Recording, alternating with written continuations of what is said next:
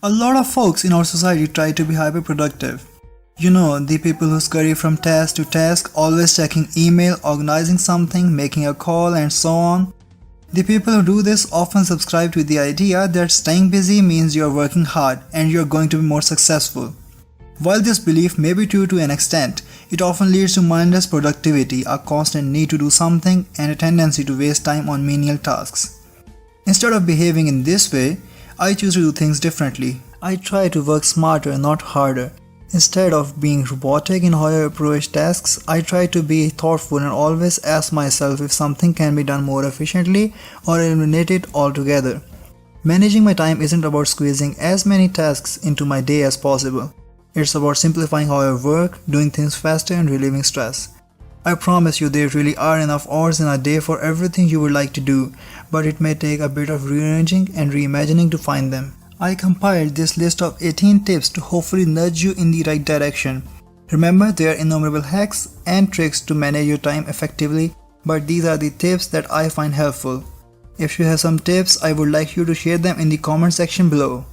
So without any further ado, let's get started. Tip number 1. Complete most important tasks first.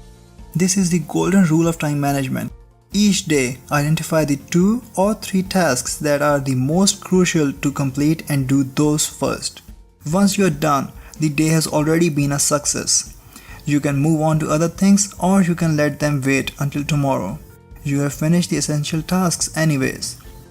Tip number 2. Learn to say no. Making a lot of time commitments can teach us how to juggle various engagements and manage our time. This can be a great thing. However, you can easily take it too far. At some point, you need to learn to decline opportunities. Your objective should be to take on only those opportunities that you know you have time for and that you truly care about. Tip number 3. Sleep at least 7 to 8 hours. Some people think sacrificing sleep is a good way to hack productivity and squeeze a couple extra hours out of the day. I have been there and believe me, this is not the case. Most people need 7 to 8 hours of sleep for their bodies and minds to function optimally. You know if you are getting enough sleep. So listen to your body and don't underestimate the value of sleep. Tip number 4. Devote your entire focus to the task at hand. Close out all other browser windows, put your phone away, out of sight and on silent. Find a quiet place to work or listen to some music if that helps you. Concentrate on this one task. Nothing else should exist and you should immerse yourself in that task alone. Tip number 5. Get an early start. There is no better way to start off your day than to wake early. No kids yelling, no babies crying, no cars, no television noise.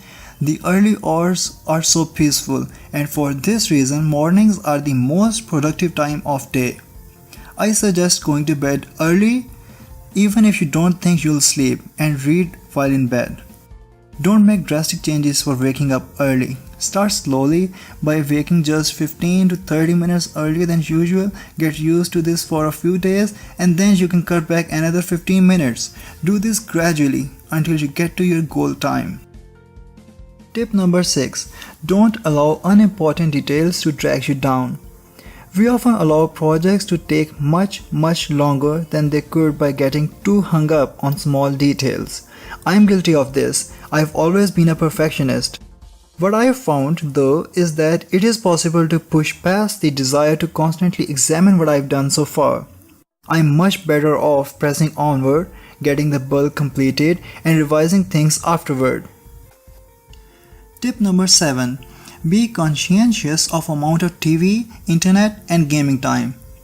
Time spent browsing Facebook, gaming or watching TV and movies can be one of the biggest drains on productivity. I suggest becoming more aware of how much time you spend on these activities. Simply by noticing how they are sucking up your entire time, you'll begin to do them less. Tip number 8. Delineate a time limit in which to complete tasks. Instead of just sitting down to work on a project and thinking, I'm going to be here until this is done, try thinking, I'm going to work on this for 3 hours. The time constraint will push you to focus and be more productive, even if you end up having to go back and add a bit more later. Tip number 9. Leave a buffer time between tasks. When we rush from task to task, it's difficult to appreciate what we are doing and to stay focused and motivated. Allowing ourselves downtime between tasks can be a breath of fresh air for our brains.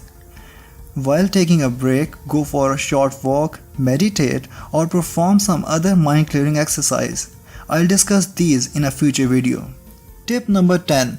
Don't think of the totality of your to-do list. One of the fastest ways to overwhelm yourself is to think about your massive to-do list. Realize that no amount of thought will make it any shorter.